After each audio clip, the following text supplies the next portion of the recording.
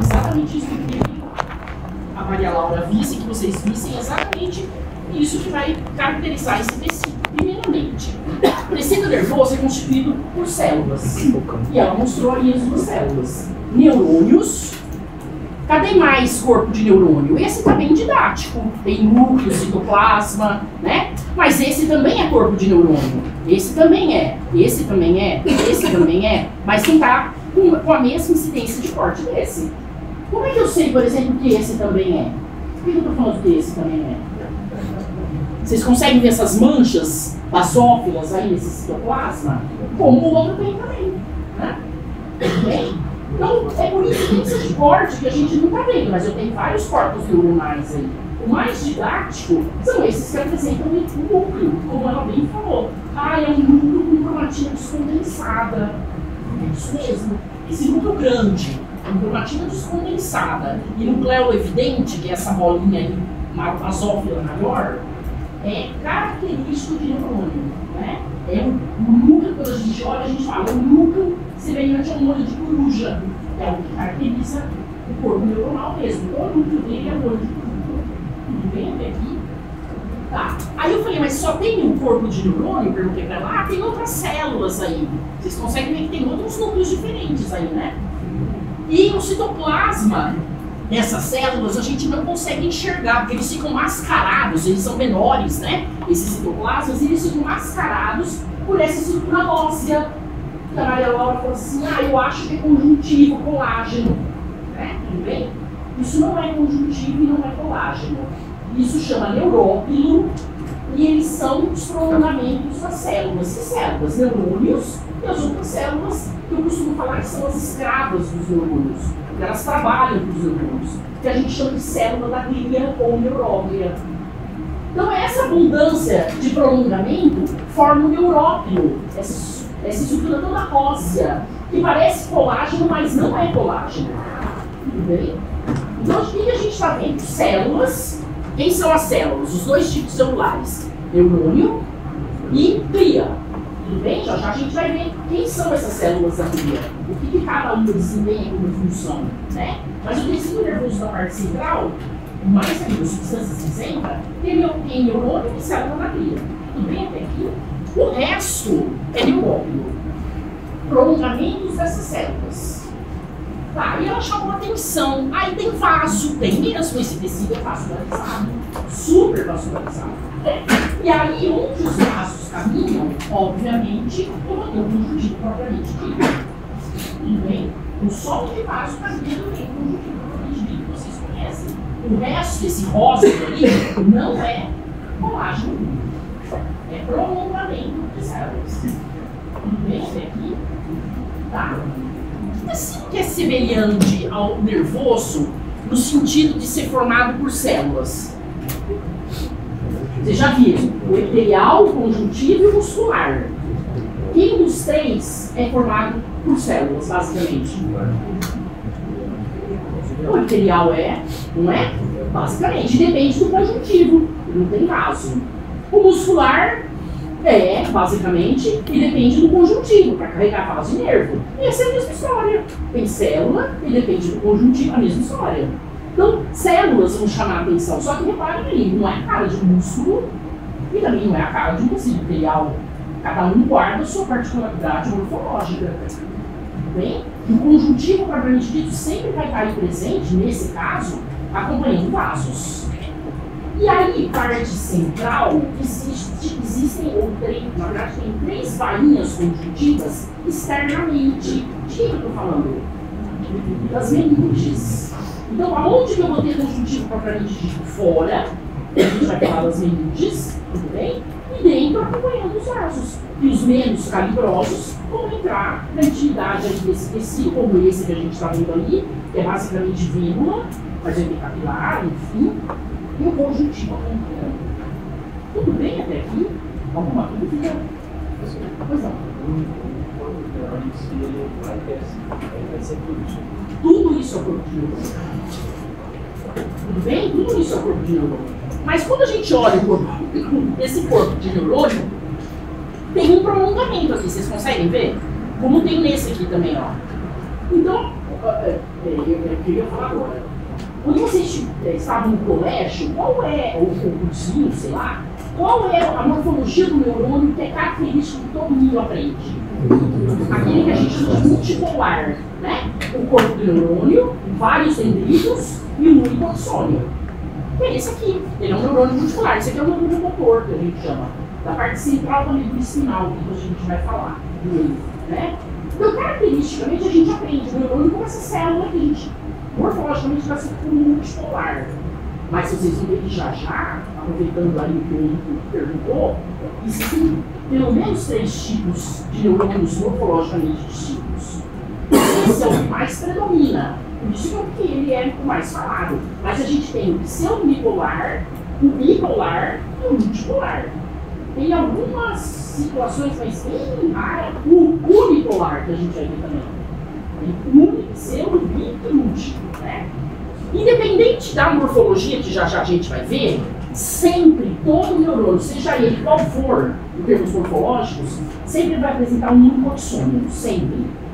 Tudo bem? O indivíduo vai variar. Ele pode não ter, como pode ter vários, como pode ter um, e assim vai. Ok? Então. Por que não aparece esporado ao redor dos axônios? Então, vamos embora. O axônio é esse aqui, ó. O rosinho que tá aqui dentro. O branco que tá fora é a menina. Quer dizer, não é a menina. É um espaço ocupado pela menina. Consegue ver um fiozinho róseo? É. Aqui também tem, ó. Um fiozinho aí. Tudo bem? Já a gente vai ver. Tem axônios que são mielinizados, a maioria é. E tem axônios que são amielínicos, a maioria. Tudo bem? Alguma dúvida até aqui? Tá. Lá nos conceitos, na verdade, nos conhecimentos prévios, uma das coisas que eu coloquei lá é falar sobre a cianofilia e basofilia. Vocês são carecas de saber. Então aí nós temos núcleos basófilos, né? Núcleos de quem? Do corpo neuronal e dos núcleos de células da glia. Tudo bem aqui? Quais células da glia podem morar aí? Vocês conhecem alguma? Alguma lembrança? A gente tem os astrócitos, que podem ser subdivididos em 2 tipos: fibroso e protoplasmático. Tudo bem? Temos também a micróglia, temos o oligodendrócito, falando de parte central, porque tem a glia da parte periférica, que acompanha o tecido nervoso da parte periférica, que são, por exemplo, as células satélites, as células satélites neuroendócrinas ou periféricas, que a gente vai ver já. A célula que produz a lignina na parte periférica, que é a célula de Schwann, que hoje a gente chama de neuronemócito, e assim vai. Então, repare, sempre tem o neurônio acompanhado da glia. E pode ter partes do neurônio, como o axônio, acompanhado pela glia, aí no caso periférica. Então, todo o tecido nervoso, seja ele da parte central ou periférica, é neurônio e glia, ou pedaços do neurônio e glia. Tudo bem até aqui? Então, voltando para a basofilia, os núcleos são basófilos, tanto da glia quanto do neurônio. Pensando na glia, quem é quem aqui? Difícil. De uma maneira geral, a gente fala núcleos de células da glia. Tudo bem? Tem os patologistas que falam que as mais fragmentosas seriam da micróglia, a compromatina menos condensada do astrócito. Eu chamo tudo de glia. Eu não me arrisco falar quem é quem, a não ser que tenha uma coloração especial, que é uma lâmina que vocês vão ver de impregnação argêntica, onde a gente vê prolongamento, e aí por conta desses prolongamentos a gente consegue falar que glia é aquela que a gente está olhando. Tudo bem? Então, de uma maneira geral, é glia aqui. Como isso é substância cinzenta, o que é ser substância cinzenta?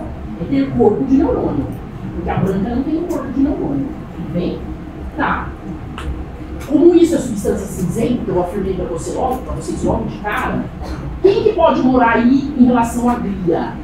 As 4 que eu falei: astrócito, micróglia, oligodendrócito, a outra eu não falei. E células ependimárias, que revestem buracos ou espaços dentro da parte central do sistema nervoso, que a gente vai ver. Essa é a célula de revestimento, né? Tá, das 4, eu tenho certeza que aqui não mora o astrócito fibroso. que o astrócito fibroso é o astrócito da branca, a organização de substância branca. Lembrem, fibroso, fibra nervosa, axônio, aí a gente guarda que ela acompanha o axônio. Tudo bem? Então eu tenho certeza que nenhuma dessas aí é astrócito fibroso, porque ele não vai morar aí. Tudo bem até aqui? Tá, vamos seguir. Então, os núcleos são basófilos, seja do corpo de neurônio, seja das células da glia, tanto faz. E o citoplasma é acidófilo, mas reparem que no corpo do neurônio eu tenho umas manchas basófilas. O que seriam essas manchas basófilas? A gente chama de ergastoplasma. É um ribossomo associado ao REG, essa basofilia do ribossomo, tudo bem? Do RNA ribossômico, né? Associado ao REG, mas também pode ter alguma coisa aí de ribossomo livre. Tudo bem? Então, essa basofilia vem de ribossomos, né? E na microscopia de luz a gente chama de ergastoplasma. Tudo bem até aqui? Tá. Então, só o corpo neuronal tem esse ergastoplasma. A gente nem vê o citoplasma nas células da glia. Vocês conseguem ver? Não nem dá pra ver, né? E o neuróquilo? O neuróquilo é toda essa massa aí que vocês estão vendo que parece colágeno, mas não é. É tudo prolongamento de célula, né? Reparem que o neuróquilo é acidófilo. Tudo bem? Ele é prolongamento das células, é o citoplasma, né? A gente não vê membrana e a gente está vendo o citoplasma aí desses prolongamentos. Tudo bem até aqui? Alguma dúvida nesses termos de acidofilia, basofilia? Não? De todas as células. O axônio a gente vê que ele é diferentão aí, porque se ele for mielinizado, a gente vê um espaço que é mielinizado, né? Falou que lá no tecido nervoso, na parte central, é o astrócitos protoplasmático. Na parte central, astrócitos fibroso e protoplasmático, só que o fibroso é da branca e o protoplasmático é da cinzenta. Oligodendrócito, micróglia e célula ependimária. Posso seguir? Pois não. Para deixar essas células conectadas uma à outra, conecta. Só fusão de fusão, Como assim conecta? porque tipo, não tem uma proteína fibrosa. Não, elas não têm conexão. Tem uma? Ela O tecido que tem células, elas não são ligadas, não tem junção aí. E os prolongamentos se unem. O único que vai estabelecer contato aí é o axônio com um outro dendrito, com outro axônio, que a gente vai ver. Mas não existe junção. É isso que você quer saber? Não tem junção. não tem proteína elástica, né? Colágeno. Só ao redor do conjuntivo de que caminha vaso. É célula. O conjuntivo que está fora e ele mora dentro de um tecido ósseo. Ele é protegido pelo osso, tá? Por isso que tem que morar dentro do osso. Né? Mas não tem nada, célula. Tá bem? Posso seguir? Pois não. Neurófilo é tudo esse róseo. Tudo esse róseo que você está vendo aí. Parece colágeno, fibra colágeno. Tudo bem? O axônio é esse fiozinho aqui, ó. Fiozinho róseo. E tem um branco ao redor dele. Aqui tá melhor pra ver, ó. Por quê? A mielina é basicamente lipídio. Ela foi embora durante o processamento da lâmina. Ok? Não? Rosa, você não enxerga um fio aqui? Ou aqui? Tudo isso. Fica fora.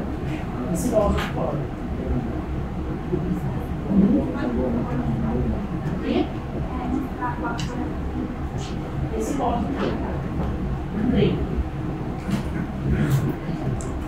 Pode não.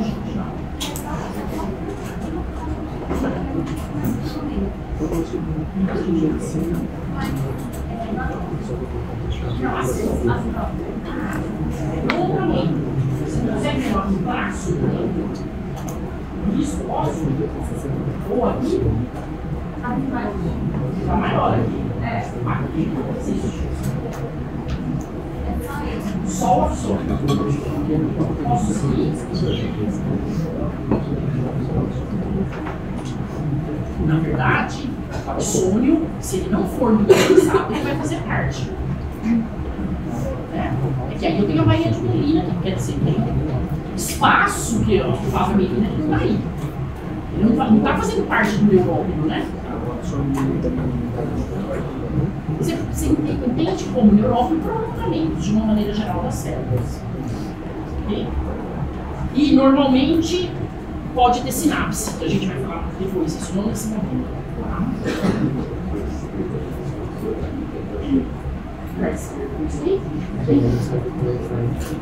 Ele tem substância de íons ou gastroplasma e o axônio não vai ter.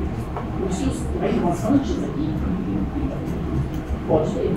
Dendrita pode ter os mesmos constituintes do pericárdio, que é a outra coisa que eu chamo a atenção aqui. Mas o axônio não tem. O que vocês aprenderam com o pericárdio? Não é. Não é. Não. É o citoplasma do corpo celular. Errado o conceito. O pericárdio não é sinônimo de corpo celular nem de soma. Não é. É o citoplasma onde moram as organelas. Ok? Isso é um erro que vem, já ficou e não é isso, bem assim. Ok? Vamos seguir. Posso seguir? É o citoplasma. O pericárdio é o citoplasma do corpo do neurônio. Tá, eu que peço. Bom, vamos olhar agora conceitos pensando em tecido nervoso parte central. Quem são os constituintes da parte central do sistema nervoso? Tem dois órgãos. O encéfalo, com todas as suas partes, o cérebro faz parte dele, desenvolve lá na anatomia, e a medula espinal. Claro que tem um tronco encefálico, o cerebelo, não estou nem falando disso, né? Mas encéfalo e medula espinal é a parte central. E do que eles são constituídos? De tecido nervoso. Substância branca e substância cinzenta, que a gente vai falar já deles. A substância cinzenta vocês já viram, né? Que eu apresentei aí. Tá, então nós temos aí os dois constituintes da parte central. Tá, qual é a história? Existe o tecido nervoso da parte central, mas também vai existir o tecido nervoso da parte periférica. E aí, pensando, parte periférica, se é tecido nervoso, eu tenho que ter glia, não é isso que a gente viu? E eu tenho que ter, se eu não tiver o corpo de neurônio, pelo menos o prolongamento de neurônio. Tudo bem até aí? Porque tecido nervoso é formado por neurônio e glia, a gente acabou de ver. Eu tenho o neurônio e a glia da parte central, mas eu tenho o neurônio e a glia da parte periférica. Tudo bem até aí? Quem são os constituintes da parte periférica? São três. Terminações nervosas, que pode ser sensorial ou motora, tudo bem? A placa motora com o botão sináptico forma uma junção mioneural, vocês lembram disso? Isso é uma terminação nervosa referente à motora, que a gente já conhece, tudo bem? Tá, então vamos voltar. Quem são os constituintes da parte periférica? Terminações nervosas, que podem ser sensoriais, sensitivas ou motoras. A gente chama de aferente ou eferente, tudo bem? Gânglios e nervos. Esses são os três constituintes. Nós vamos ver isso na parte periférica, né? Tá, então eu tenho que ter o conceito agora de cada um. O que é um nervo? Um conjunto de axônios ou de fibras nervosas fora da parte central, né? Isso mesmo, eles vão conduzir aí, ou eles vão conduzir um estímulo para a parte central, ou eles vão conduzir uma resposta elaborada da parte central para a parte periférica. Tudo bem? Axônios ou fibras nervosas, só que eles não estão sozinhos. Quem é a glia que acompanha esse nervo? O neurolemócito. Então eu tenho uma parte do neurônio, que é o axônio. Onde que está o corpo? Depende. O corpo do neurônio pode estar na parte central, esse axônio do nervo, tudo bem? Como pode estar em gânglio, a gente vai ver isso aí, né? Ou no núcleo, na parte central, né? Mas o nervo só tem um axônio, acompanhado pela sua glia, que é o neurolemócito. Tudo bem até aqui? E um gânglio? O que vem a ser um gânglio? Um conjunto de corpos neuronais, ou corpo de neurônio, fora da parte central. Tá, mas eu não posso ter só o corpo do neurônio, tem que vir a escrava junto. Quem é a escrava? A glia, que a gente chama de célula satélite. Vocês vão ver isso já já. Tudo bem? E as terminações nervosas, vocês viram pelo menos duas que eu mostrei sensorial para vocês. Lá na pele, vocês lembram? Como que era o nome delas? Meissner, que morava na derme papilar, vocês lembram disso? E o Vater Patini, que parecia uma cebola, que morava mais na derme reticular ou na lipoderme. O que era essa terminação? Era um axônio, tudo bem? Com neurolemócitos modificados, que a gente vai ver na próxima aula, que não é o caso agora, mas o corpo desse axônio mora em outro lugar, que a gente vai ver, ou num gânglio ou na parte central. Mas é uma terminação, um pedacinho do axônio. Aí vem a história, as terminações podem ser encapsuladas, não encapsuladas, a gente vai estudar isso na parte periférica. Tudo bem até aqui? O que eu quero que vocês guardem agora? Que independente de ser parte central ou parte periférica, sempre eu vou ter o corpo do neurônio, um prolongamento do neurônio e a sua glia correspondente. Tudo bem? Nós já falamos da parte entérica do sistema nervoso. Quem são os representantes da parte entérica? O complexo mioentérico e o submucoso. Vocês lembram disso? Ele é um gânglio, só que ele é chamado de plexo. Tudo bem? Cuidado que esse plexo é usado para várias coisas, inclusive vasos, né? Ele é um gânglio, corpo de neurônio, mas ele está associado com a parte do tubo digestório, né? E tem a sua glia, que é a glia entérica. Sempre. Então, eu só estou dando exemplos de tecidos nervosos que podem ser da parte central ou podem ser da parte periférica. Tudo bem até aqui? Tá. Vamos pensar, então, nesses dois órgãos da parte central. O que chega a eles via nervo? Alguma mensagem vinda do meio externo, do meio interno, não é só do meio externo, né? Que vai ser encaminhada para a parte central, vamos falar assim, entender essa mensagem e responder a essa mensagem. Então, o que o autor colocou aqui?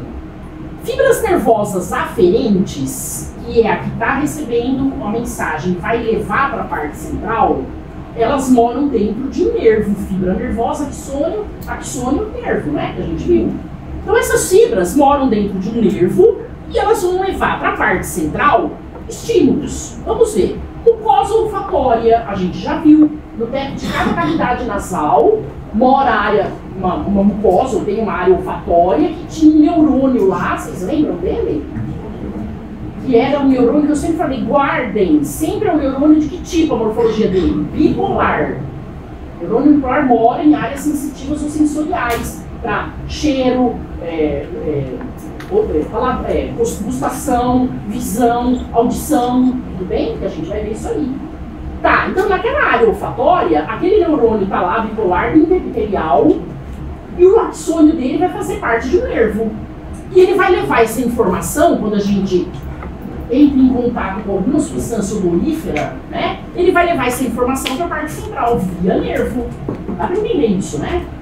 E reparem, essa informação não é passada por um gânglio. Pode ser que seja, pode ser que não. Então, não está passando aí, ok? E o gânglio está pondo um retângulo em volta aí para falar uma que tem sinapse aí. Tá levando informação lá, para a parte central via nervo. Vamos ver outra, retina. A gente vai ver a retina, vai ver a aula de olho, e vocês vão ver que a retina fotossensível, porque tem a não fotossensível, ela tem neurônios. Aliás, são 10 camadas, e dentre essas camadas, tem 2 camadas de neurônios polares, a mesma história. E os axônios desses neurônios vão fazer parte de um nervo, né, que vai levar essa informação para a parte central. A parte central vai elaborar uma resposta. E qual seria a resposta a uma mensagem odorífera que chegou lá no nariz? O cheiro. Qual seria a resposta da retina? De uma imagem que chegou lá nela, bateu lá no fundo, claro que ela vai ter que atravessar vários meios que a gente vai falar, tipo córnea, cristalino e assim por diante, até bater na retina. Isso vai para a parte central e qual vai ser a resposta? A visão, e assim vai, né? Então o que eu quero que vocês vejam que em cada local, orelha interna, porque a gente tem a externa, a média e a interna. É a interna que tem esses neurônios, que a gente vai ver na próxima aula, na aula de orelha, enfim.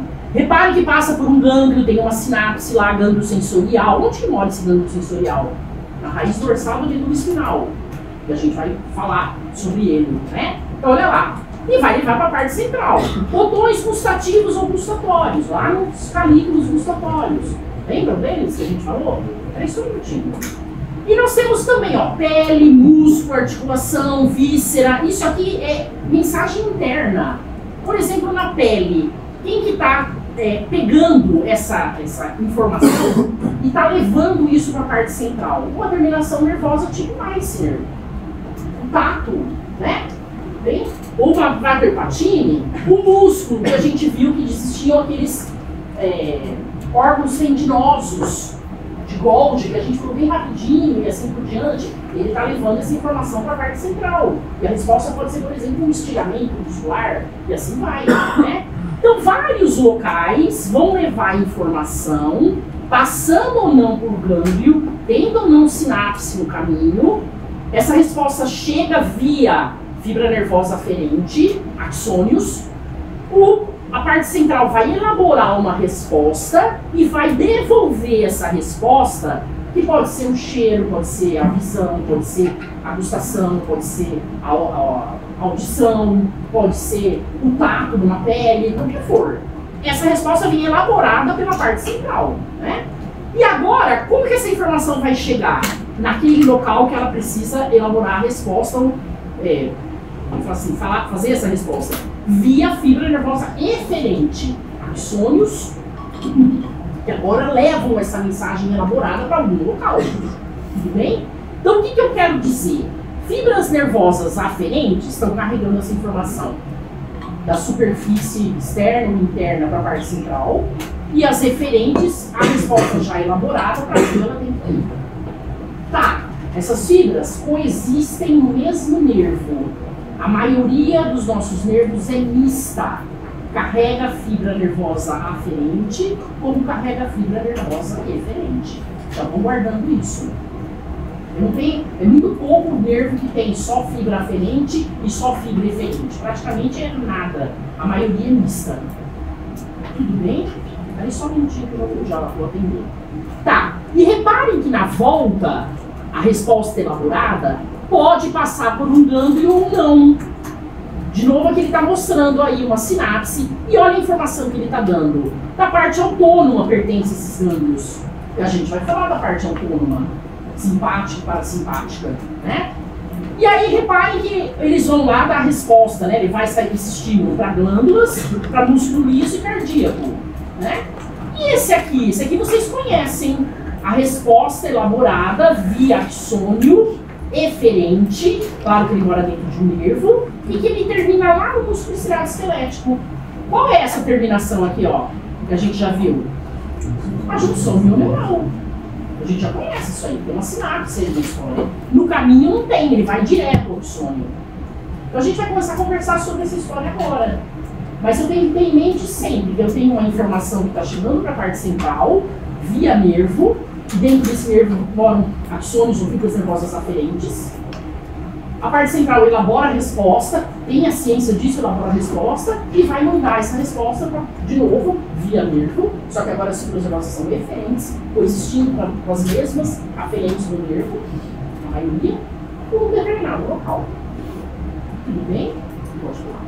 Professor, eu tinha uma interpretação da sua explicação que é a seguinte: não necessariamente o estímulo externo pode ser encaminhado por nervos aferentes em relação à parte central do sistema nervoso, por gânglios. Peraí. Ó, você está falando nervos aferentes. A maioria é mista. Certo. Enfim, encaminhado ao sistema nervoso central. Como não necessariamente isso pode ir em direção a uma resposta, enfim, para a parte referente, por gânglios. Então, vamos supor, eu tenho um estímulo na retina. Eu vi uma coisa, e aí, como você mostra a imagem, ele não veio por gânglios. Mas espera aí, Eu não falei isso. Eu falei que no meio do caminho você pode ou não ter gânglios. Sim. Tanto na mensagem que está chegando, quanto na volta que está indo para um determinado local. Não necessariamente é meio que aleatório, né? Não necessariamente. É o que o autor está mostrando. Tem uns que tem a passagem por gânglio fazendo sinapse e tem outros que não. Por exemplo, o que vocês conhecem é esse. O axônio, que vai diretamente no tecido muscular estriado esquelético e não tem passagem por gânglio. Agora faz sentido. Entendeu? Então, tanto para ir quanto para voltar, eu posso não passar por gânglio. Entendi. Ok? Uhum. Quem mais levantou a mão? Pois não. Não necessariamente. Gânglio sensorial, por exemplo, da raiz dorsal da medula espinal, a sinapse não é nele. O neurônio é pseudo-unipolar. É aquele cujo corpo sai um axônio que se divide em dois. Um funciona como dendrito e o outro funciona como axônio. A sinapse vai acontecer lá dentro da parte central. Então não acontece nesse gânglio. As sinapses que acontecem em gânglios é de parte autônoma. E a gente vai falar tudo isso. Pois não. Essa bolinha Não. O gânglio é o quadradinho roxo. Ele está mostrando uma coisa muito comprida. Então, para ele não desenhar o tamanho disso aí, depois essa bolinha. Ok? Posso seguir, pessoal? Tá, vamos seguir. Então, tem uma parte que, vamos falar assim, a parte central recebe informações do meio externo e interno, elabora essa informação e transmite isso de novo para o local que tem que ser levado. Tudo via nervo. Todos coexistem dentro, a maioria do mesmo nervo. Passando ou não por gânglio. Cada caso é um caso. Tudo bem até aqui? Tá. Pois não. Se tiver que passar por gânglio, vai ter que ter sinapse. Não necessariamente. A sinapse só acontece em gânglios autonômicos, que a gente vai ver. Os sensoriais, não. Tá? A raiz dorsal da medula espinal, não. A sinapse não é nele. Ok? Posso seguir? Vou seguir. A principal função do tecido nervoso, que constitui, vamos falar assim, os órgãos de uma maneira geral, né, os constituintes aí do sistema nervoso, é comunicar. Comunicação. Na verdade, coloca o indivíduo ciente do que está acontecendo e elaborando uma resposta para ele. Então, eu gosto de colocar no final, e a gente vai fechar a aula com isso, de um indivíduo fugindo de um leão. Toda a parte do sistema nervoso, seja a parte central ou periférica, está envolvida nisso. A gente começa com a visão, olha e vê o leão. Qual é a primeira coisa que a gente tem que fazer? Sair correndo. E aí a gente vai ver como que isso vai ser elaborado, porque está tudo junto. A gente divide a aula de sistema nervoso, o tecido nervoso, em duas, didaticamente. Mas não é que hora funciona um e hora funciona o outro, né? É tudo um conjunto aí. Tudo bem?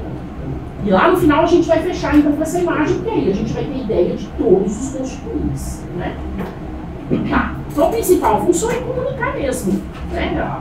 O sistema endócrino também tem essa função, e a gente vai comparar um com o outro, né? Tá. Comunicação aqui é via neurotransmissor, a comunicação endócrina é via hormônio, né? Em termos aí de função. Essa, apesar de estar em inglês, é muito fácil da gente entender esses dois constituintes, porque aí eu vou explicar o que eu gosto de mostrar isso. Nós temos aqui a parte central, o encéfalo medula espinal, e nós temos a parte periférica, que é nervo, gânglio e terminação nervosa. O que está mostrando esses quadrados? Não precisam se preocupar com eles. O azul é a parte aferente, a que pega o estímulo e leva para a parte central. E o vermelho é a parte que pega a resposta elaborada e vai caminhar com a resposta. O eferente vai caminhar para outro local. Tudo bem? Reparem que os três têm.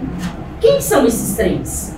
O que a gente chama de parte somática do sistema nervoso, o que a gente chama de parte autônoma do sistema nervoso e o que a gente chama de parte entérica do sistema nervoso. As três partes têm a parte aferente e a parte diferente. Tudo bem até aqui? A parte sensorial e a parte somática, autonômica, entérica, que é o que está no vermelho. Tá, por que eu estou falando isso? Porque geralmente quando a gente fala em parte autônoma, os autores não colocam a parte aferente, eles só chamam atenção para a parte eferente. Então eles mostram lá, considerando os neurônios eferentes, existe o pré-sináptico e o pós-sináptico. E a conversa é só nessa parte eferente. Eles não falam da parte eferente. Então fica parecendo que não existe. Mas sempre tem que ter. Uma parte que pega a informação e leva para a parte central. Então, assim, o objetivo não é que vocês fiquem guardando, mas olhem que tem um quadradinho azul para a parte somática, para a parte autonômica e para a parte entérica. Tudo bem? Pode ser meio externo ou meio interno, essa informação de onde ela vem, né? Não é só meio externo. Okay? O que seria o somático? Tudo aquilo que vai acontecer no solar esquelético. Então é aquele axônio cujo corpo mora na parte central e um longo axônio vai terminar lá formando a junção neural que vocês conhecem. Tudo bem? Esse somático é muito tranquilo, que vocês já conhecem de certa maneira. O autonômico vocês não conhecem ainda e o entérico um pouco. O que é essa história aqui, ó? O autonômico, simpático e parasimpático, tendo aí ligação com a parte entérica. O que é essa seta está mostrando ali, ó? Eu já falei isso para vocês. Exatamente. Inervação extrínseca é a parte autonômica. E a inervação intrínseca é a parte entérica. Lembra que eu falei? Se a gente tirar, desnervar a parte extrínseca, o autônomo, simpático, parasimpático, tirar eles da jogada, o intrínseco continua funcionando. Independente do autonômico. Por isso é chamado de segundo cérebro. Né? Tá, a gente vai ver caminho. Como que é essa história? Tudo bem? Lembrem sempre. Eu tenho que ter sempre o corpo do neurônio ou o prolongamento com a sua via caminhando junto. Eu tenho que ter sempre, via nervo, fibras aferentes, que vai fazer parte de nervaxônios, que vão pegar uma informação, seja do meio externo ou interno, e vão levar para a parte central, que serve no sinal. E a parte central elabora e vai dar essa resposta via nervo, agora a fibra nervosa diferente, para o local que ela tem que ir. Ok? Sempre tem o componente sensitivo que pega e o componente motor o que responde. Sempre. O azul é o que pega a informação, leva para a parte central e o vermelho é o que retém a resposta já elaborada. Seja qual parte do sistema nervoso for. Tudo bem até aqui? Isso, essa seta aqui é a inervação extrínseca, de certa maneira modulando a inervação intrínseca. Então a parte autônoma simpática e parasimpática no tubo digestório é considerada, ou é falada de inervação extrínseca. Se eu tirar ela, a intrínseca funciona sozinha. Que é exatamente. O peristaltismo do plexo entérico, né? O submucoso faz outra função.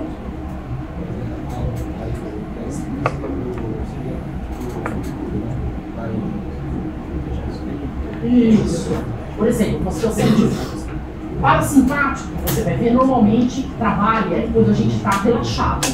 E o simpático, quando a gente está numa situação de, vamos pensar, fuga, defesa, alguma coisa nesse sentido. Aí se a gente pensar em tubo digestório, aonde que acontece a digestão? No momento, qual comanda, né, a digestão de maneira geral? No momento que você está relaxado ou no momento que você está fugindo, que funcionam as coisas? Relaxado. Então se eu tirar o parasimpático da jogada, no momento que a gente estiver pensando em tubo digestório, se eu desnervar, tirar a inervação parasimpática, ele continua fazendo a mesma função. O peristaltismo continua.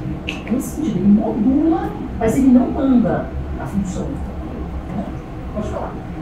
Então, a parte, a subdivisão entérica é como você disse, faz a motilidade intestinal, mas o ritmo como ela ocorre é da subdivisão autônoma, é outra coisa. É outra coisa. Tá. Exatamente. Posso seguir? Vou seguir. Tá. Vamos falar então começar pela célula, não é que a célula mais importante. é uma das células que está aí. A gente tem duas classes, o neurônio e a glia. Né? A gente vai começar pelo neurônio, que não é a célula mais abundante, a glia é muito mais, em termos de número. É uma célula que não se prolifera, tem alguns locais que ela pode sofrer mitose. Hoje a gente já sabe, por exemplo, eu falei para vocês na área olfatória, alguns animais, como o gato, por exemplo, podem sofrer mitose, mas isso não é geral. De tal maneira que a gente fala na situação que neurônio não entra em mitose, não se prolifera. Então, os tumores de sistema nervoso, eles vêm de onde? Da glia. E são tumores, vou falar assim, bravos, os piores. Se a gente pensar em glioblastoma, astrocitoma, são terríveis, né, em termos de malignidade. Então, o tumor não é de neurônio, o tumor é de glia, ok? Tá. A gente já sabe, essa célula é a célula que desempenha grande função aí. O que a gente chama de excitabilidade, o que é isso? É você detectar uma informação do meio externo e do meio interno e conduzir essa informação para a parte central. Então eu tenho que ter um corpo de neurônio, um prolongamento, que vai fazer parte do nervo, que está fazendo isso. E aí eu vou ter que ter também essa outra função, conduzir, seja ele da parte periférica para a parte central, seja ele da parte central para a parte periférica, né? Pegando um estímulo vindo da parte externa e interna, a parte central elabora e levando essa resposta para o lugar. Os dois têm aí a condutibilidade. Dá para entender o que eu estou falando? Fica diferente ou diferente? Quem tem essas propriedades, então, de excitabilidade, de condutibilidade, é o neurônio. O que a glia vai fazer? Por exemplo, permitir que o neurônio sobreviva, né? Vai dar sustentação. Quem perguntou aí, mas é só célula, não tem nada. A sustentação do neurônio, da célula, é dada pela glia. Astrócito vai fazer isso, né? Por exemplo, a migração. Como é que a gente sabe? Por exemplo, o cerebelo. Vocês já viram lá na parte da anatomia, cerebelo? O cerebelo tem a substância cinzenta e a substância branca dentro, né? A substância cinzenta tem 3 camadas. Molecular, célula de Purkinje e granulosa. Como é que o neurônio sabe que ele tem que morar na de fora e não morar na de dentro? Que é migração celular durante o desenvolvimento embrionário e fetal. Porque ele vai migrando às custas de uma célula da glia, que é um astrócito, que a gente chama de célula glial, inicial, e ele vai migrando em cima dela, vai andando em cima dessa célula. Tudo bem? Então, assim, tudo é contato entre células. E a célula que faz essas duas grandes funções é o neurônio. E a glia vai propiciar que ele faça essa função. Tem uma glia, por exemplo, que faz a mielina, na parte central, que é o óleo dendrócito, e a mielina é muito importante. Tem uma célula que faz a defesa, que é a micróglia, fazendo fagocitose. Lembrando que a micróglia não faz parte do sistema mononuclear fagocitário. Vocês lembram disso? A gente já falou sobre isso. Vamos falar novamente, né? Das células da glia, a que mais colabora em termos de função é o astrócito. Tudo bem? Então, a célula que desempenha, quando a gente fala assim, comunicação é a grande função do sistema nervoso. Pegar um estímulo, levar para a parte central, elaborar, levar, né? Comunicando, enfim, né? É o neurônio, mas ele não funciona sozinho, se não tiver a glia, né? A glia propicia toda a funcionalidade dele, a sobrevivência dele, e assim por diante, né? Tá. Esse é o neurônio que vocês conhecem, que morfologicamente a gente chama de multipolar.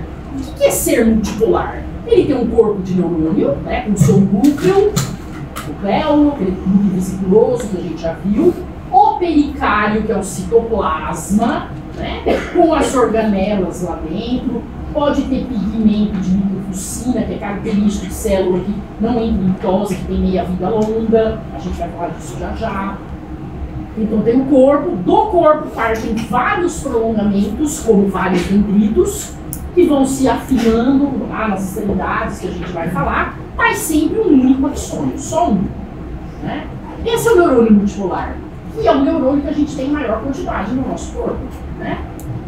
O axônio geralmente é mielinizado, então o autor está mostrando aí. Parece um cordãozinho de salsichas ou de linguiça que a gente vê lá no açougue, né? Tudo bem? O que é cada internó? O que é isso aqui que a gente está vendo? Cada salsicha, cada linguiça. Eu tenho um axônio lá dentro. Vocês conseguem ver que tem uma faixa rosa lá dentro? Alaranjada lá dentro? Esse é o axônio. Né? E ele é envolto pela mielina. No caso aí na parte periférica, quem faz essa mielina é o neurolemócito, a antiga célula de Schwann ou Schwann. Para cada linguiça, cada internó, eu tenho uma célula, um neurolemócito. A gente já viu isso aí. Tudo bem? A mielina é a membrana dessa célula, membrana plasmática. Ela vai rodar em torno disso para formar um monte de membrana que vai se fundindo. E aí, a gente já sabe membrana plasmática. Ela é uma dupla camada de fosfolipídio, vocês lembram disso? Proteínas inseridas nela. Monocamada externa, monocamada interna com proteínas. Só que nessa membrana aí dessas células, predomina muito mais lipídio do que proteína. Ok? Por isso que ela, no processamento histológico, quando tem mais lipídio, ela vai embora, basicamente a membrana é lipídio, né? E a gente vê um espaço branco, tanto em corte longitudinal quanto em corte transversal. Né? Tá, mas vamos pensar, para que serve a mielina? Quanto mais a mielina tiver, mais rápida é a velocidade de condução do impulso nervoso. A gente vai ver isso aí, né? A gente chama de condução saltatória. Ah, fica pulando. Não, não é que ele fica pulando. Não tem nada de pular. Né? Na verdade, os espaços que a gente chama de nó, o nó de Ranvier, que não tem mielina, só tem a célula só fazendo, na verdade, uma pequena cobertura, mas ela não enrola, não dorma, é lá que a gente vai ter os canais de sódio e potássio que vão trocar e vão mudar a polaridade da membrana. Né? E a gente vê aí vários. Então a mielina, basicamente, a gente vai falar sobre ela é para aumentar a velocidade de propagação do impulso nervoso. Doenças desmielinizantes, geralmente, o que a gente vê logo de cara é uma pessoa, por exemplo, que tem dificuldade de andar, de movimento, porque é essa velocidade rápida que faz a gente movimentar tranquilamente. Tudo bem? Então, por exemplo, uma neuropatia periférica que perde a mielina dos nervos, né? A pessoa fica sem rapidez nos seus movimentos. E a gente pensa só em músculo, né? Mas vamos pensar nos esfintérios de uma maneira geral, que é músculo visceral esquelético. Tem vários problemas aí. Né? A gente vai voltar a falar sobre isso. Lá no eu falei, a célula que produz, né? O neurolemócito. Lá no final, esse axônio se ramifica. Como que eu chamo mesmo essa região? Telodendro. E na ponta de cada ramificação, eu vou ter o que mesmo? Um botão sináptico. Vocês lembram disso? A membrana pré-sináptica. Né? Que tem lá mitocôndrias, que tem as vesículas contendo neurotransmissor. Eu chamo isso de vesícula ou chamo isso de grânulo? É igual. Mas o comum é a gente chamar vesícula. Né? Vem para neurotransmissor, mas ele não deixa de ser um grânulo, está esperando um sinal para ser liberado. Né? A membrana é de Golgi, tudo bem? Mas a gente chama de vesícula, a gente vai chamar de grânulo para essa célula. Né? Tá, então lá no final ele vai ter essas. Vocês vão ver como que é elaborado cada botão sináptico. Tá? As vesículas não estão jogadas ao acaso, um monte de proteína que sustenta isso. Conversam entre si no momento da liberação, né? Desse neurotransmissor. Eles estão mentindo. Então não é ao acaso, né? Tem gente que estuda uma proteína desse botão a vida inteira, é a linha de pesquisa dele. Vocês vão ver várias proteínas aí. E só pra gente já adiantar, para isso que eu já testando. Dentro de uma vesícula sináptica, eu tenho um neurotransmissor ou posso ter mais de um? Só um?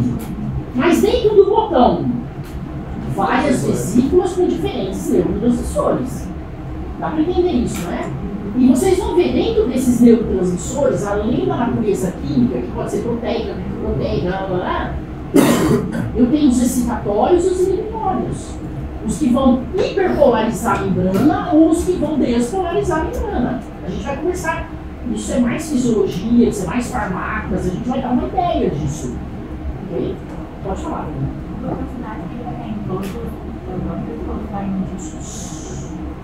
todo neurônio está de morfologia? Se é multipolar, se é unipolar, todo neurônio. No finalzinho dele. Pois não.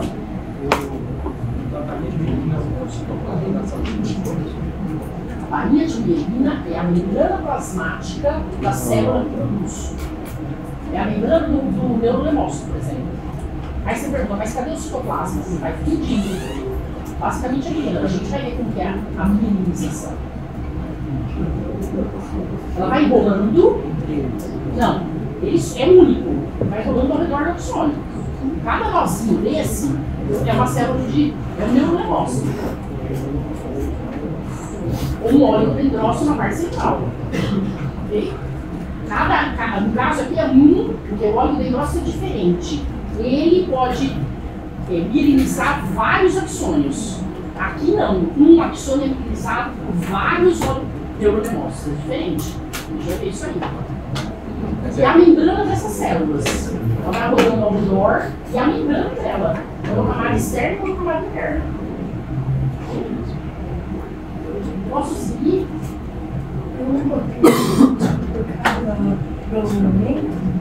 Isso aqui é um botão aqui, eu tenho 4 botões. Não quer dizer que tem 4. Pode ter vários. O número de botões sinápticos é variável. Posso seguir? Tá, vamos seguir. A gente tem, olha lá, 100 milhões de neurônios no sistema nervoso. E olha agora, cada um vai desempenhar uma função sutilmente diferente daquele vizinho. Tudo isso depende do neurotransmissor que ele tem, da função que ele exerce, mas no geral é tudo comunicação, né? Então assim, a gente fala assim, os neurônios multipolares, eu tenho vários tipos de neurônios multipolares. Eles podem liberar a hora, neurotransmissor excitatório, a hora emittório. Então não é porque ele está fazendo parte da camada molecular do CNP, não todos são iguais. Dá para entender isso? Essa informação que eu quero passar. São sutilmente diferentes, né? Tá.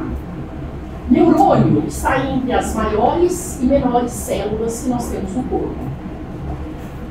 Só para vocês terem uma ideia. O maior neurônio, alguém sabe? É o de Purkinje, lá do cerebelo.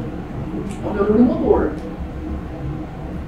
E o menor também está lá no cerebelo. Camada granulosa, são as menores células que a gente tem no corpo. Então, assim, se a gente pensar em tamanho de célula, é o neurônio, o que a gente fala, ele está entre a maior delas e a menor delas, né? Em termos de tamanho. Tá. Olha agora a imagem dele, né? Na microscopia de luz, tem o corpo celular, o corpo com o núcleo, o pericárdio, o nucleolo sempre se destaca, e a gente vai olhar um pouquinho desse citoplasma, ok? Então vamos olhar o núcleo na parte em microscopia de eletrônica, né, que a gente está vendo aí, ou em maior aumento, comparando com o núcleo e o nucleolo quando a gente olha na microscopia de luz.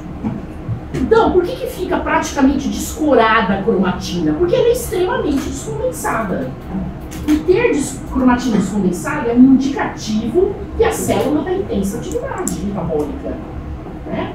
A presença do nucleolo, o que é? Vem com aquela história, é a máquina de fabricar ribossomo. Ele não é a máquina de fabricar ribossomo. Ele fabrica subunidades ribossômicas, é diferente. O ribossomo é lá no citoplasma, que vai se juntar subunidade maior e menor, né? E ele está aí presente. Célula que tem nucleolo visualizado é uma célula, é um indicativo que ele está em intensa atividade. No caso aí, fabricando as subunidades. Até quantos nucleolos pode ter uma célula? 10. É 10. E tem 10 regiões organizadoras nucleolares, que a gente chama de ROM, os cromossomos, né? Então, eu vejo só um. Não, agora esse aqui tem 3. Ele pode ter até 10, não tem problema nenhum. Né? Não é nenhuma patologia se tiver mais nucleolo. Okay? Então, só para vocês olharem que na microscopia eletrônica e microscopia de luz bate, né? Esse núcleo vesiculoso que a gente fala. Cromatina descondensada, nucleolo emitente, grande, que é o olho de coruja. Né? Tudo bem?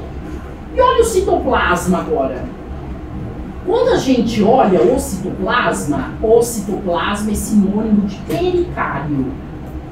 Tudo que está em volta do núcleo vesiculoso de um neurônio eu chamo de pericárdio. Não é sinônimo de corpo celular nem de soma. E aí, nesse pericárdio, a gente vai ter as organelas. Reg, Golgi, lisossomo, sistema endossomico lisossômico. Tá, mas se é uma célula que basicamente a grande função dela é produzir um neurotransmissor, claro que a maquinaria proteica, glicoproteica, é mais essa que chama atenção, mas não que não tenha, por exemplo, lisossomo. Dá para entender isso, né? As células têm, né? De uma certa maneira. Vamos olhar. Quanto mais ergastoplasma ele tiver, e esse ergastoplasma ele é bem visível em neurônio motor, por quê? Não que os outros não tenham, mas aqui, o ergastoplasma típico é de neurônio motor, ou eferente. Então, por exemplo, se a gente estiver olhando a medula espinal, que tem a parte anterior e posterior da medula, né? A parte anterior dela é a parte onde sai a resposta. Os neurônios são grandes, enormes, os neurônios eferentes. É lá que a gente vai procurar esse ergastoplasma. A parte anterior não tem tanto ergastoplasma visível. Então, o ergastoplasma sempre vai estar visível nesses neurônios que tem esse pericárdio bem grande e bastante aí, no sentido de produzir neurotransmissor em grande quantidade, que a gente vai ver. Esse é variável. Às vezes ele pode agora ter muito ergastoplasma, depois ter menos, depende da funcionalidade dele. Né? Então, só para vocês compararem o que a gente vê na microscopia de luz e eletrônica. Né? Tá. Então, o neurônio tem essa morfologia típica, onde do corpo podem partir prolongamentos. Esses prolongamentos podem ser chamados de processos citoplasmáticos, prolongamentos citoplasmáticos ou até neuritos, de uma maneira geral. Mas a gente conhece como dendrito e axônio. Conhece o neurito que é tudo, né? Bem? Projeção de uma maneira geral. Geralmente o dendrito ou dendritos recebem o estímulo e o axônio transmite. Geralmente é isso. Mas a gente tem, por exemplo, um axônio do neurônio pseudonipolar, um axônio só, ele não tem dendrito, que se subdivide em dois. Ele tem um axônio só. Um vai funcionar como dendrito, mas é axônio. É por isso que eu estou falando aqui. Geralmente ele transmite, mas ele pode receber. Depende, cada caso é um caso e a gente vai falar. Geralmente é essa história, os dendritos recebem e o axônio transmite, né, os estímulos. E esse é um neurônio multipolar de novo. Por que o autor fez essa interrupção aqui, ó? Porque um axônio, por exemplo, pode chegar a ter 1 metro. Como é que ele vai desenhar 1 metro aí, né? Então essa interrupção aí é para mostrar que ele é muito bonito, né? E lá no finalzinho, o botão sináptico, tem o telodendro, que você já sabe, né? Isso a gente já viu. Tá. Quando a gente olha o neurônio e vê os prolongamentos, a gente sempre vai falar que ele é multipolar quando tem vários dendritos e um único axônio partindo do corpo. A gente vai falar que ele é bipolar, quando tem 2 prolongamentos partindo do corpo. Uni ou pseudo, quando tem um prolongamento partindo do corpo. É nesse sentido. Tamanho e morfologia vai variar. Depende quando a gente olha o corpo e quantos prolongamentos saem aí dele. Então, morfologicamente, a gente vai classificar e meio que decorar, por exemplo, todos os neurônios pseudonipolares moram no gânglio central. Desculpa, o gânglio sensitivo, o gânglio da raiz dorsal do gânglio espinal. O neurônio pseudonipolar só mora lá. Neurônio motor, eu tenho vários, eu tenho um gânglio, tenho a parte central e assim vai. Então, a gente vai começar a falar desse tamanho, dessa morfologia aí de cada neurônio, né? Principalmente das regiões mais específicas. Tá. Vamos falar aí do corpo, como no que a gente já falou, pegando aí um esquema. O que é ser vesiculoso? É ser grande, cromatina descondensada e nucleolo evidente. Esse tipo de núcleo é característico de célula de intensa atividade metabólica, né? Vamos falar do pericárdio. As organelas de síntese, Reg, Golgi, são as mais assim, desenvolvidas. Mas não que ele não tenha outras organelas, né? Tá, o que ele está associando a essas organelas de síntese? Fabricando neurotransmissor, fabricando proteínas e enzimas de membrana. Lembrem que proteína ou enzima, no caso aí, que vai ficar na célula ela geralmente é fabricada em ribossomo livre. Quais são as exceções? As lisossomais, as de membrana e as de exportação, tipo neurotransmissor, que é REG. Já tinha falado isso para vocês, né? Isso aqui vocês viram na biologia celular, a gente vai voltar a falar do transporte axoplasmático. O que era isso mesmo?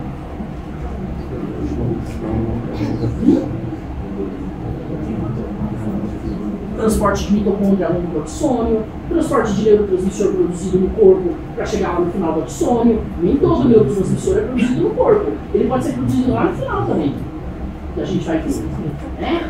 A organela que caminha, que foi o que o Caetano falou, em sentido anterógrado e retrógrado, é a mitocôndria. E vocês lembram que ela caminha via quem é o trilho? Microtúbulo. Lembra que o microtúbulo tem uma parte positiva e uma parte negativa, né? Mas eu tenho proteínas motoras aí, a que faz o transporte axoplasmático anterógrado e a que faz o retrógrado. Vocês lembram disso? Dineína, retrógrado. Cinesina ou quinesina, anterógrado. Tudo gasta energia. Por isso que a mitocôndria está aí, fornecendo ATP. Tudo bem? Eu vou ter filamento intermediário aí, vamos falar assim, estabilizando esses neurofilamentos, essas proteínas motoras, que a gente chama aí de neurofilamento. Ok? Então a gente vai voltar a falar um pouquinho dele e da importância dele e de, por exemplo, algumas situações onde o vírus da raiva, que é o que eu vou dar exemplo para vocês, entra para dentro do corpo de um indivíduo. É um exemplo clássico que a gente dá. E o transporte é anterógrado, é retrógrado. Então, só para vocês terem um exemplo, né, da importância disso. A gente fala transporte axoplasmático. Não tem o dendroplasmático? Só tem do axônio, não tem o dendrito? Coisa que é produzida, por exemplo, no corpo e que vai para o dendrito? O que vocês acham? Tem ou não tem? Tem, mas é pouco estudado. O mais estudado é o axônio, porque o axônio é comprido, envolve aí o neurotransmissor, o dendrito só recebe coisas, eles não dão muita bola. Mas ele tem também microtúbulo, ele tem as proteínas, tem um pouquinho de transporte ali. Tudo bem? É que não é falado, né? Olha essa informação. Eu não tenho síntese no axônio. No caso, o que eu estou falando aí? Organelas de síntese, REG, Golgi, eu não tenho isso. É no corpo celular. O dendrito pode ter, por exemplo, ergastoplasma. Golgi não. Mas o axônio nunca tem isso. Ok? É nesse sentido aí. A síntese de alguns neurotransmissores pode acontecer lá no final, no botão sináptico. Como, por exemplo, o óxido nítrico, que é um neurotransmissor, ele pode ser produzido lá no final, que é um gás. Né? Não precisa aí de outras organelas na sua produção. Vamos seguir. Tá. O que vem a ser, antigamente, que eles falavam, substância de início de Nils, tem gente que fala, né? O ergastoplasma, que a gente chama, isso tudo é ribossomo livre. Ou ribossomo associado ao REG. A maioria das informações fala que é o ribossomo associado ao REG, que dá esse ergastoplasma, mas o livre também contribui para dar o ergastoplasma no geral. Né? Tá, e a gente sabe que ter ribossomo é síntese proteica, sinônimo de síntese proteica, vocês já sabem disso. E aí também tem todo um transporte vesicular do REG, entre as cisternas do Golgi. Eu não vou voltar a falar tudo isso, vocês já viram, né? Depois do Golgi para outro local e assim vai. Tem todo um transporte vesicular aí, que vai membrana e volta a membrana. Então, por exemplo, se só fosse membrana, o Golgi ia ficar imenso e o REG ia ficar desaparecer. Então eu tenho que levar coisas para lá e voltar com a membrana vazia. Se tiver hora de transporte vesicular, as vesículas que são marcadas, né? Nesse sentido aí que eu estou falando, faz. Substância de mesma coisa. Mesma coisa. Tudo é sinônimo. Tá? Posso seguir? REG, todas, exceto proteínas de membrana, hidrolases ácidas, que são enzimas, e proteínas que vão ser exportadas. Eu falo proteína, mas pode ser proteína. Mas essas são ribossomos. Essas são do REG. Ah, não tem. No REG. As outras são. Tudo ribossomo livre. Então, por exemplo, o microtúbulo, que é uma proteína, onde ele é produzido aí? No lipossomismo? Bem? Obrigado. Pois não. Professor, a membrana plasmática não se inclui na definição de pericárdio. Não, obrigado. Pericárdio é sinônimo de citoplasma. Certo. Ok? Tá. Todas essas manchas basófilas que vocês estão vendo aí no corpo celular, que pode ir para o dendrito, mas nunca no axônio, é o ergastoplasma, que a gente já tinha visto logo no começo, então de cara, né? Tudo bem? O que mais? Ele tem um aparelho de Golgi. O aparelho de Golgi com as funções que vocês sabem, glicosilação. A inicial é no TEG, o final é no Golgi, né? A sulfatação, a fosforilação. Fosforilação para quem? Para as hidrolases ácidas. Elas acontecem aí, né? As enzimas lisossomais são fosforiladas, né? Tem empacotamento, condensação para o transporte, tudo o aparelho de Golgi que faz. Para ser liberado para algum local, aquele neurotransmissor, por exemplo. Ou seja, vocês viram isso com a biologia celular, né? Tá. Mitocôndrias, super importantes. Primeiro, liberação de um neurotransmissor é exocitose. Exocitose é transporte em bloco, gasta energia. Por isso que a mitocôndria caminha no sentido anterógrado e retrógrado. Eu tenho que ter mitocôndria lá no botão sináptico. Tenho que ter cálcio lá no botão sináptico. Senão não faz a exocitose, né? Então elas são super importantes vou falar assim, na funcionalidade de qualquer célula, mas principalmente nessa aí onde eu preciso ter ATP, né, para liberar, por exemplo, o neurotransmissor. Tenho que ter ATP para fazer o transporte axoplasmático, bem essas proteínas de menina, citoplasmática ou a kinesina ou cinesina, são proteínas que gastam energia, né? Tudo bem? Dineína, essa é a chamada citoplasmática, mas eu tinha também a dineína ciliar, vocês lembram dela? Cuidado que essa dineína não é a mesma dineína. Tem uma que é docílio do flagelo e tem uma que é essa que a gente está falando, que é essa motora aí, que carrega coisas. Transporte anterógrado, né? Tá. Lisossomos, ele tem as hidrolases ácidas que ele produz. Várias doenças de acúmulo lisossomal provocam retardo mental, convulsões. Tem aí, se a gente olhar de uma maneira geral, doenças mitocondriais, lisossomais, sempre elas vão envolver, por exemplo, debilidade cerebral, né, de uma certa maneira. O que mais? Pigmentos. Um corpo neuronal pode ter, por exemplo, pigmento de lipofuscina, pode ter melanina, então pode ter sem problema nenhum. Olha agora como informação. Gânglio. Eu tenho gânglio da raiz dorsal da medula espinal, onde todos os corpos neuronais são pseudoriculares. E eu tenho os gânglios da parte autônoma simpática e parasimpática. Tá bem? Os gânglios, os dois têm neurônio multipolar, não é pseudonipolar, os dois gânglios. Os neurônios dos gânglios simpáticos, eles têm muito pigmento de lipofuscina. E o do parasimpático não. Por quê? Não sei. Até hoje ninguém falou por quê. Talvez ele acumule mais corpo residual. Não se sabe. Mas ajuda a gente a falar, olhar aquele conjunto de corpos neuronais fora da parte central, com um monte de pigmento, isso é visível, a gente já bate o olho e fala, isso é gânglio sensitivo, da parte autonômica, que ajuda a gente a falar, né? A gente vai voltar a falar sobre isso, tá? A seta está mostrando esses pigmentos aí, fica amarelado, tanto a melanina quanto a lipofuscina, mesmo em H e o HE fica amarelado.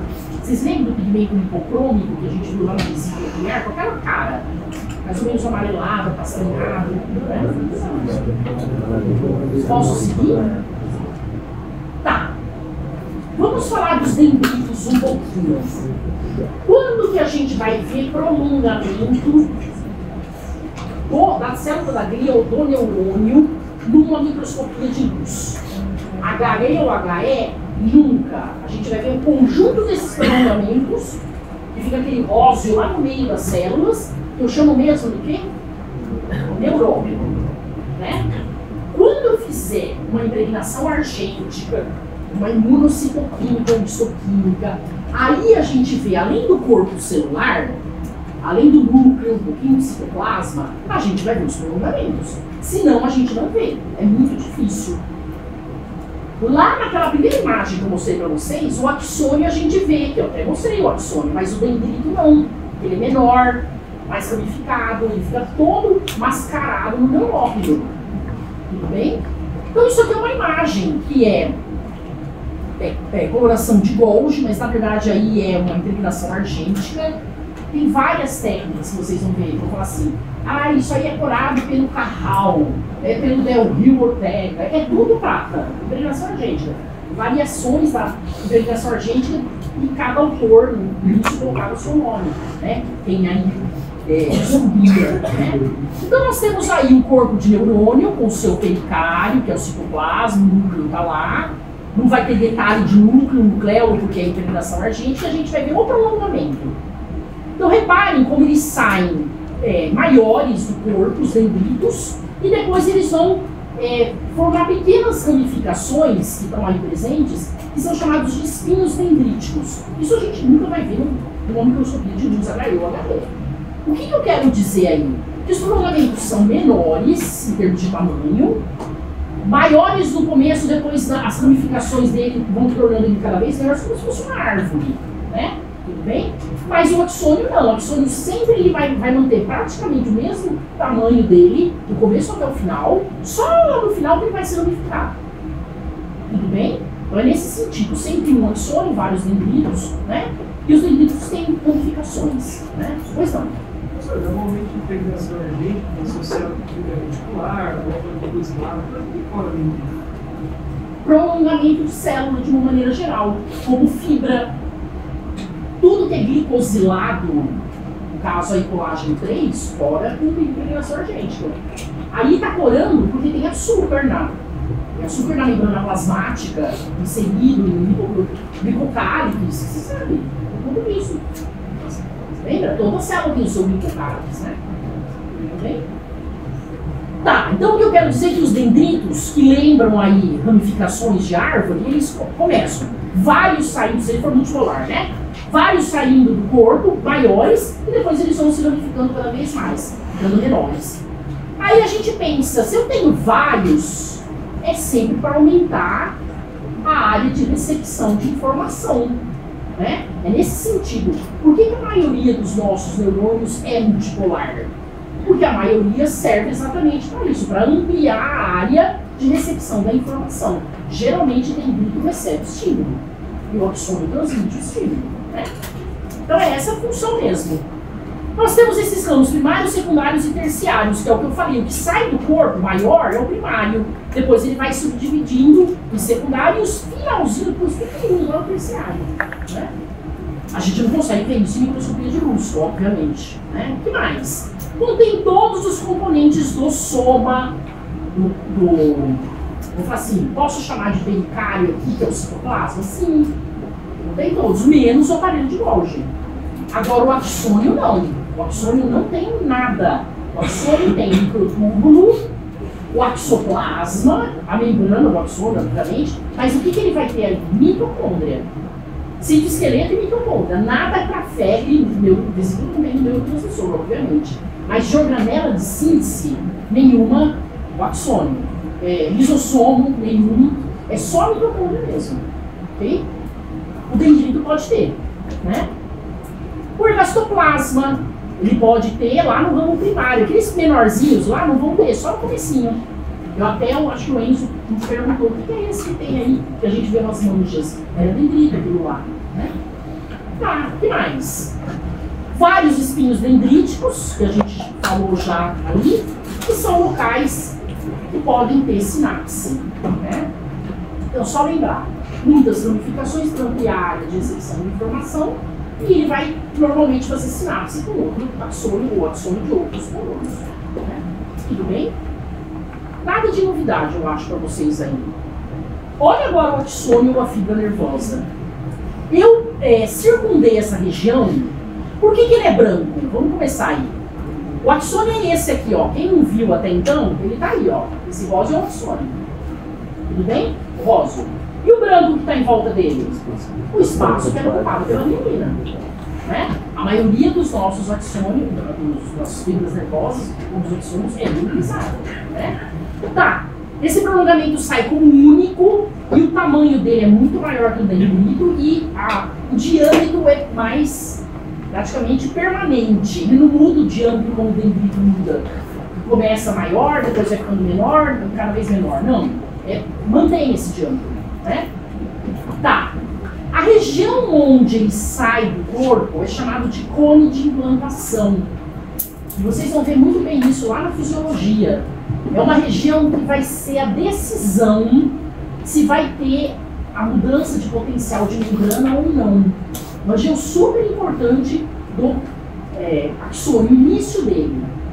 É chamado de cone de implantação, né? Onde ele sai do corpo de neurônio e é uma região que vai ter aí, vamos falar assim, um balanço para ver se vai ter a deflagração do potencial de ação ou não, ok? Só para mostrar que mais ou menos essa região estaria aí. Tá, olha aí. O cone de implantação é o segmento inicial aí dele, a partir do momento que ele sai do corpo. O diâmetro é uniforme, de fora a fora praticamente. O comprimento vai variar, existem axônios que chegam a ter metro, né, 1 metro, basicamente, mas isso é variável. Às vezes micrômetro, no caso lá do cerebelo, tem muitos axônios nem saem dele, né? Então isso é variável. Olha lá, não tem ergastoplasma, nunca. Basicamente ele tem citoesqueleto. Os neurotúbulos ou microtúbulos e os neurofilamentos que filamentam intermediário ali presentes, né? A maioria é mimerizada, e aí na parte periférica é o neurolemócito, na parte central é o oligodendrócito. Aí vem a pergunta, a mielina é igual? Morfologia, é igual? Tem outra coisa diferente, em termos de proteína, em termos de lipídio, que é membrana, né, que a gente já falou da célula. Tem outra coisa, mas a funcionalidade é a mesma, aumentar a propagação, a velocidade da propagação do impulso nervoso. Bem? A gente vai falar da constituição de uma mielina do oligodendrócito, da constituição de uma mielina do neurolemócito, né? Vocês vão ver que basicamente é igual. O axônio pode formar esses ramos colaterais, que é em ângulo reto. Eu vou mostrar isso já para vocês, já não, na próxima aula. Então ele pode caminhar, lá no final ele vai ter o telodendro, que a gente já falou, mas às vezes ele pode fazer ramos colaterais em 90 graus, no meio aí do caminhar dele. Mas não é ramificação como o dendrito faz, né? Tá. E lá no final a gente tem o telodendro e na ponta de cada ramificação o botão sináptico, que vocês já sabiam. Bem? Isso aí não é novidade.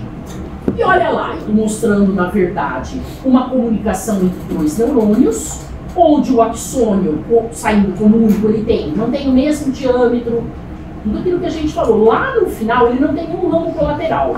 Lá no final, ele se ramifica para formar o telodendro, e na ponta de cada telodendro, o botão sináptico. Esse botão sináptico vai fazer sinapse agora com o dendrito de um outro axônio. A membrana pré-sináptica é do axônio, desse primeiro axônio, e a membrana pós-sináptica aqui agora é a membrana do dendrito. Tudo bem? Tem receptor para o neurotransmissor que vai ser liberado aí nessa sinapse química. Telodendro é um conjunto das ramificações do axônio. Telodendro é tudo isso. Isso são as ramificações terminais. Ou telodendro. Tá. Ok? Na ponta tem um botão. De cada ramificação. Você consegue ver uma bolinha mais gordinha aí? Sim. É o botão sináptico. Tudo bem? Bem, pessoal? Tá. Essa sinapse, pode falar. Ramo colateral, é só em ângulo reto ou eu posso chamar Não. esses aí? Não, isso aqui não é ramo colateral. Isso aqui não tem ramo colateral. Só se for em ângulo reto, eu chamo de ângulo Isso. colateral. Ele pode apresentar. A maioria das nossas sinapses é química, porque eu tenho dois tipos de sinapse, a química e a elétrica. O que é sinapse elétrica? É a junção comunicante. Eu vou mostrar para vocês quando a gente falar de sinapse. Mas a maioria é química. Ser química é liberar um neurotransmissor, que a gente já viu, né? E aí, obviamente, a membrana pós-sináptica vai ter receptores para esse neurotransmissor. E aí vai ser um neurotransmissor excitatório, inibitório, proteico ou mucoproteico, depende. Cada caso é um caso. E aí na segunda célula, que no caso é um outro neurônio, ele pode deflagrar o potencial de ação ou não, ou hiperpolarizar se for um neurotransmissor aí inibitório sendo liberado. Aí o que eu quero perguntar, essa segunda célula sempre é neurônio? Não. Pode ser uma célula muscular, uma célula glandular, não necessariamente um neurônio, né? Sempre é em dendrito a sinapse? Essa sinapse é axodendrítica, mas eu tenho vários tipos de sinapse que eu vou mostrar para vocês. Tem axônica, axossomática, tem vários. Dendrodendrítica, dendroaxônica, mas um dendrito, porque ele funciona como dendrito, na verdade é um axônico, do neurônio pseudovincular que eu tinha falado. Então tem vários tipos que a gente vai falar já, né? Tudo bem até aqui? Isso aqui não é novidade, vocês conhecem isso aí. E vamos aí olhar, afinal, aí, a sinapse entre um botão sináptico, membrana pré-sináptica do primeiro axônio, com a membrana pós-sináptica do dendrito do segundo axônio. Aí é uma sinapse, uma comunicação entre dois neurônios. Mas não necessariamente sempre é um neurônio a segunda célula, né? Tá, vamos falar do citoesqueleto um pouquinho. Tudo isso é conhecimento prévio. Se vocês forem olhar tudo que eu estou falando, eu pedi lá no começo, né?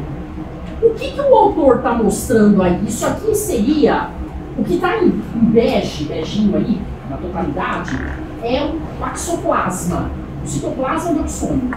Tudo bem? O que é o verdinho aí? É um elemento do citoesqueleto que forma o que a gente chama de córtex celular. Que elemento do citoesqueleto é esse? Que mantém a forma de uma célula. A quitina. Microfilamento de quitina. Então, sempre abaixo da membrana plasmática, a gente tem essa quitina aí, sempre, qualquer célula, né? Tá, o que seria esse roxinho que ele está mostrando de extremidade negativa e positiva? O microtúbulo. E o que está aí em roxo, que ajuda aí a, vamos falar assim, a organizar esses microtúbulos e a manter a funcionalidade desse transporte axoplasmático? Os neurofilamentos, isso é filamento intermediário. E nós temos aí as proteínas motoras, que o autor desenhou aí duas laranjinhas e uma diferente. Essa está no sentido anterógrado. Ela vai do corpo, o corpo do neurônio estaria na porta, para o final do axônio. Tudo bem? Então, as extremidades negativas dos microtúbulos ficam voltadas para o corpo, né? E ele vai caminhar em sentido anterógrado. Que proteína é essa aqui, ó? Cinesina ou quinesina. E quem é a retrógrada? A dineína caminha no sentido oposto, de volta para o corpo. Tudo bem? Então vamos pôr os nomes aí. Microfilamentos de actina estão em verde. Depois a gente teria o microtúbulo em roxo. Depois a gente teria o neurofilamento. A gente tem aí a dineína, que é a verdinha fazendo o transporte retrógrado. E nós temos aí a quinesina ou cinesina fazendo o transporte anterógrado. Não tem aí nenhuma mitocôndria sendo carregada nesse trilho de microtúbulos no esquema, mas elas existem, ok? Sempre elas estão caminhando em sentido anterógrado e retrógrado, sempre. Precisa ter mitocôndria aí nesse transporte. Lá no botão, o neurotransmissor é exocitose, a liberação tem que ter energia, senão não vai. Tem que ter energia ao longo desse transporte, por causa que essas proteínas são motoras. Por isso que as mitocôndrias sempre vão caminhar junto, né? Tá, e aí a gente tem aí um axônio mostrando esses microtúbulos com, vamos olhar, o lado negativo dele voltado para o corpo e, no caso do axônio, o lado positivo voltado para o botão sináptico, lá no final, né, o pelodendro lá. Então, só para mostrar que isso é o que a gente viu anteriormente, né? A gente tem aí um microtúbulo carregado positivamente e negativamente. Se a gente for olhar no dendrito, é o contrário. O positivo está voltado para o corpo e o negativo está voltado para o final do dendrito. O que isso muda? Nem vamos entrar nessa história. A gente só está falando de transporte axoplasmático. Muda no transporte, do que está sendo carregado. Ok? Em relação ao anterógrado, é do corpo solar para o axônio ou o corpo solar de axoplasmático. Só do corpo para o final do axônio, do final do axônio para o corpo. Então o anterógrado seria do corpo para o final. E o retrógrado do final para o corpo. Mas repare que eu também tenho transporte no dendrito. O transporte dendroplasmático, mas a gente não estuda ele. A gente já tinha falado anteriormente. Eu tenho microtúbulo aí, ó. Ele faz outro tipo de transporte, né? Olha uma sinapse, olha lá. Uma sinapse axo, que é desse axônio dendrítica, com um espinho dendrítico. E aí o autor está mostrando aí em maior aumento essa sinapse, esse contato aí. Então, se a gente for pensar em tudo que pode acontecer aí em termos de comunicação, aí a gente está falando de comunicação entre 2 neurônios, ou mais de 2 neurônios. É uma verdadeira loucura, né? No sentido aí de transportar informações de um para outro. Né? O que a gente está olhando agora, que era o anterior, é nesse neurônio e nesse axônio. Eu nem estou falando dos outros transportes que podem existir aí, no caso aí do dendrito. Entende? Tá. Vamos falar por que isso é importante. Por exemplo, o vírus da raiva, quando um animal ou o próprio homem leva uma mordida de um animal infectado. Pode ser um morcego, pode ser um cachorro, pode ser outro homem mordendo, não necessariamente só morcego, né? Que a gente pensa só cachorro. Tá, olha agora a história. Eu não vou contar isso em prova, hein? Olha a história. O vírus que tem na saliva desse animal, ele vai ficar no tecido muscular por algumas semanas.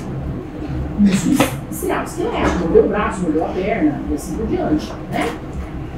Os vírus, eles vão se replicar, e olha agora, eles vão se ligar em receptor de acetilcolina lá na junção neuromuscular. Lembra? Junção neuromuscular do neural tem receptor de acetilcolina na placa motora. O que é a placa motora mesmo? A invaginação da membrana plasmática da célula muscular estriada esquelética. Vocês lembram disso? É dela que eu estou falando, é aqui, ó. Então esse vírus que vai se proliferar também, ele se liga nesse receptor. E agora ele vai usar a junção bioneural para caminhar dentro do axônio. Olha lá, ele vai para dentro do botão sináptico e fazer transporte retrógrado. O que é isso aqui, ó? Transporte celular retrógrado, olha lá. Do nervo que está inervando aquele músculo, junção bioneural, ele usa o receptor de acetilcolina da placa motora, cai na fenda e vai para o neurônio. Estão entendendo o que eu estou falando? E aí ele vai fazer transporte retrógrado.